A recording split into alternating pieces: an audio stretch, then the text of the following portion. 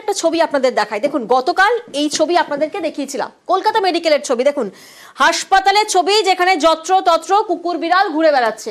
এই ছবিটাই গতকাল নিউজ 18 বাংলায় দেখানো হয়। আর তারপর কি ছবি আজ দেখাবো আপনাদের।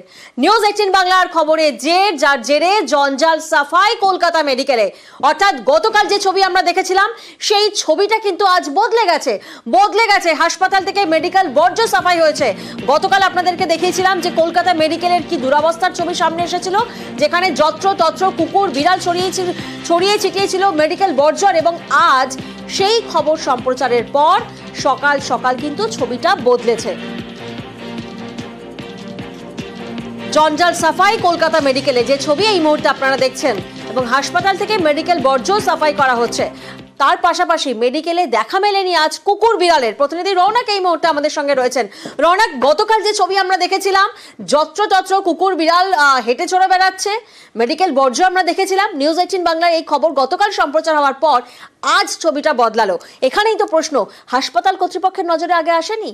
দেখো, একেবারেই ঠিক খবর দেখানোর 24 ঘন্টা পর হাসপাতাল কর্তৃপক্ষ নড়ে চড়ে বসলো এবং যে সমস্ত জায়গায় ময়লা আবর্জনা মেডিকেল বর্জ্য ছিল তা কিন্তু দ্রুত সাফাই করে দেওয়া হলো। শুধু তাই নয়, যে কয়েকটি ওয়ার্ডে এই সারমেয়দের বসবাস ছিল, কুকুর বিড়াল দেখা যাচ্ছিল, সেই ওয়ার্ডেও কিন্তু তাদের দেখা মিলছে না। এবং হাসপাতাল কর্তৃপক্ষের তরফ থেকে জানানো হচ্ছে যে এই সমস্যা কিন্তু মেডিকেল কলেজের বহুদিনের। প্রত্যেকটি ওয়ার্ডেই প্রায় এই কুকুর বিড়াল ঘুরে বেড়াতো। এখন কেবলমাত্র এই 2-1টি ওয়ার্ডে কুকুর বিড়াল ঘুরে বেড়াচ্ছে এবং সেইগুলো তারা খতিয়ে দেখছে। পরবর্তীতে এইরকম যাতে পরিস্থিতি না তৈরি হয় সেই বিষয়ে কিন্তু নিশ্চিত করছে হাসপাতাল কর্তৃপক্ষ। কিন্তু প্রশ্ন এখানেই যে ওই যে অস্বাস্থ্যকর পরিস্থিতি, অর্থাৎ দূর দূর থেকে যারা চিকিৎসা করাতে আসে সংক্রমণের যাতে তাদের ঠিক হয়, কিন্তু অন্য ধরনের যাতে রোগে আক্রান্ত হয়, এই অস্বাস্থ্যকর পরিস্থিতি এতদিন ধরে কিন্তু হয়েছিল। খবর দেখানোর পর তৎপর হয়ে উঠল কর্তৃপক্ষ, কিন্তু তার আগে কেন নয় এই প্রশ্নটা কিন্তু উঠছে। যদিও কর্তৃপক্ষ তরফ থেকে আশ্বাস দেওয়া হয়েছে যে এর পরবর্তীতে এই ধরনের ঘটনা তারা খতিয়ে দেখবে এবং যতটা সম্ভব তারা কিন্তু এই হাসপাতাল চত্বর পরিষ্কার পরিচ্ছন্ন রাখার চেষ্টা করবে এবং সেই দিকেই নজর থাকবে আমাদেরও। না, আমি কিছু কুকুর বিড়াল কিছু দেখতে পাইনি। আগে যেমন ময়লা টয়লাগুলো হয়তো বাইরের দিকে পড়ে থাকতো, এখন পুরো একদম ফুল পেক আপ করে একদম ডাস্টবিনের মধ্যে করা আছে। এখন আমরা তো ওয়ার্ডের পেশেন্টকে নিয়ে গেলাম, দেখলাম খুব পরিষ্কার পরিচ্ছন্ন এবং আগে যেমন নোংরা আবর্জনা অত ছিল, এখন অতটা নোংরা আবর্জনা নেই। আগে কুকুর বিড়াল বিভিন্ন জায়গায় দেখা যেত, ওয়ার্ডের বিভিন্ন অংশে মানে ঘোরাফেরা করছে। এখন আজকে একদম পরিষ্কার পরিচ্ছন্ন, একদম নিট অ্যান্ড ক্লিন। দুদিন যদি স্টাফ না আসে ওই ওয়ার্ডে, সাথে সাথে একটা কেওটিক তৈরি হয়ে যায়। সিস্টার, আমরা এই যে ঘুরে বেড়াই, এমনিতে হাসপাতাল সবসময় চেষ্টা করি, আমরা দেখে নিচ্ছি কোন জায়গাগুলো বেরিয়েছে, আমরা অবশ্য জোর দেবো, কারণ এটা তো পরিষেবার জায়গা। অনেক ওয়ার্ডেই কুকুর বেড়াল ঢোকে না, 2-4টে ওয়ার্ডে কুকুর বেড়াল নিয়ে প্রবলেম আছে, আমরা করে দেবো। আমরা দেখলাম সেই ছবি এবং আমরা শুনলাম আশ্বাস হলো যে এবার হাসপাতাল কর্তৃপক্ষ নড়ে চড়ে বসলো যে হাসপাতালে সাফাই হবে। কিন্তু আমরা খবর যখন দেখাই তখন কি ছবি ছিল কলকাতা মেডিকেলের? একেবারে অস্বাস্থ্যকর পরিবেশ, মেন বিল্ডিং, তার ভিতরে যেখানে সেখানে কুকুর বিড়ালের দৌরাত্ম্য, ওয়ার্ডের বাইরে ছড়িয়ে ছিটিয়েছিল আবর্জনা, আর এতেই রোগীরা ক্ষুব্ধ হয়। কিন্তু গতকাল হাসপাতাল কর্তৃপক্ষের মুখে কুলুপ ছিল। কলকাতা মেডিকেল রাজ্যের গুরুত্বপূর্ণ হাসপাতাল, যেখানে প্রতিদিন শয়ে শয়ে রোগী শরীর স্বাস্থ্য ঠিক করতে যান, সেখানেই অস্বাস্থ্যকর ছবি। হাসপাতালের মধ্যেই ঘুরে বেড়াচ্ছে কুকুর বিড়াল, কোথাও পড়ে আবর্জনা। কলকাতা মেডিকেলের এটা মেন বিল্ডিং, হেরিটেজ এই বিল্ডিং এর ভিতরেই ঘুরে বেড়াচ্ছে কুকুর বিড়াল।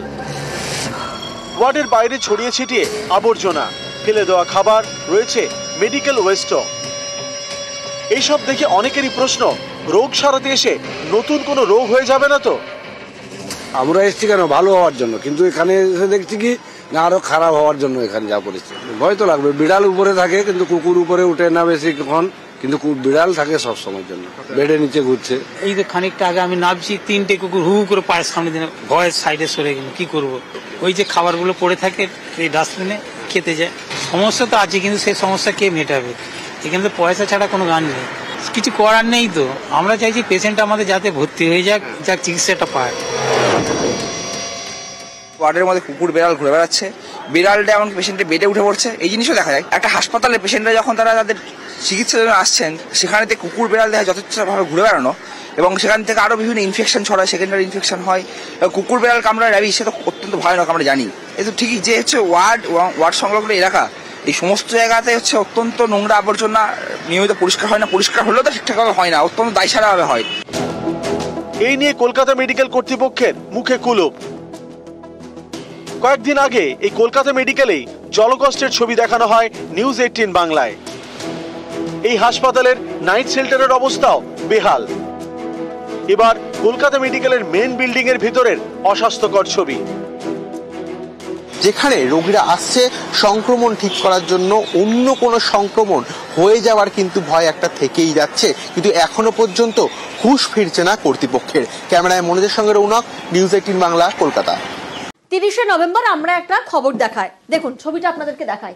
জামুরিয়ার ইকরা বাসন্তী স্কুল আর তার সামনের ছবিটা একবার দেখুন। যার জেরে কারখানা রয়েছে, আর এর জেরে কি হচ্ছে, দূষণ বাড়ছে। দূষণের জেরে কি হচ্ছে, কমছে স্কুলে পড়ুয়ার সংখ্যা।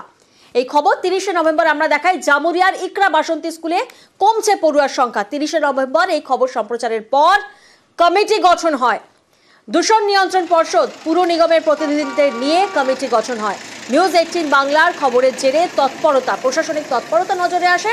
খবরের জেরে দূষণ নিয়ন্ত্রণে কমিটি, দূষণের জেরে কমছিল পড়ুয়ার সংখ্যা আমরা দেখাই। প্রতিনিধি দীপক এই মুহূর্তে আমাদের সঙ্গে রয়েছেন, সরাসরি দীপকের থেকে একবার জানবো। দীপক, আমরা দেখেছি যে কিভাবে স্কুলের সামনে কারখানা রয়েছে, যার জেরে দূষণ বাড়ছে, বায়ু দূষণ বাড়ছে এবং পড়ুয়ার সংখ্যাও কমছে। এবার তো তৎপরতা, প্রশাসনিক তৎপরতা নজরে এসেছে। পড়ুয়ারা আশ্বস্ত হচ্ছেন, অভিভাবকরা আশ্বস্ত হচ্ছেন, আবার কি স্কুলে পড়ুয়াদের সেই আওয়াজ পাওয়া যাবে? দেখো, একেবারেই আশ্বস্ত হয়েছেন স্কুলের প্রধান শিক্ষক, কারণ যেভাবে দূষণ ছড়াচ্ছিল জামুরিয়ার শিল্প তালুক এলাকায় কারখানা থেকে, এবং দূষণের জেরে স্কুলে সমস্যা হচ্ছিল, বিভিন্ন ধরনের সমস্যা হচ্ছিল। পড়ুয়াদের শ্বাসকষ্ট যেমন হচ্ছিল, সেমনি দূষণের জেরবার হয়েছিল স্কুলে ছাত্রছাত্রীরা, এবং দিনের পর দিন পড়ুয়াদের সংখ্যা কমে আসছিল। এই খবর সম্প্রচার করার পর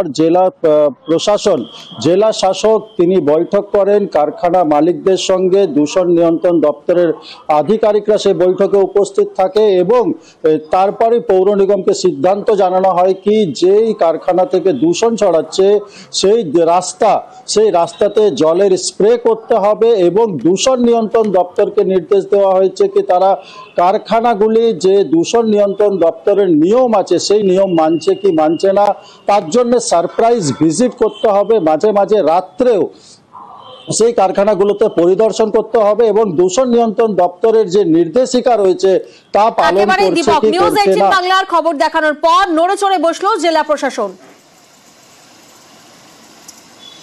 আমরা নিউজ 18 বাংলাকে ধন্যবাদ জানাবো এবং প্রচারের ফলশ্রুতি হিসাবে পৌরসভা, আসানসোল মিউনিসিপ্যাল কর্পোরেশন অত্যন্ত সদর্থক ভূমিকা নিয়েছেন যে যাতে এই পলিউশনের খারাপ দিকটা যাতে স্কুল এবং সামগ্রিকভাবে তার আশপাশ অঞ্চলে না পড়ে, সেই জন্য জল স্প্রে করা তারা বাড়িয়েছেন এবং প্রশাসন আমাদেরকে নিশ্চিত করেছেন বিদ্যালয়টি এই পলিউশনের প্রভাব থেকে আমরা মুক্ত হয়ে আমরা সুন্দরভাবে আগের আজ থেকে 10-15 বছর আগের যে পরিবেশ আমাদের ছিল সেই পরিবেশে আবার যেন আমরা ফিরতে পারি। অ্যাওয়ারনেস এবং বিভিন্ন প্রোগ্রাম করিয়ে ওদেরকে কিভাবে ওটা ক্লিন ফিউলে কনভার্সন করা যায় এটাও দেখতে ওদেরকে বলা হয়েছে।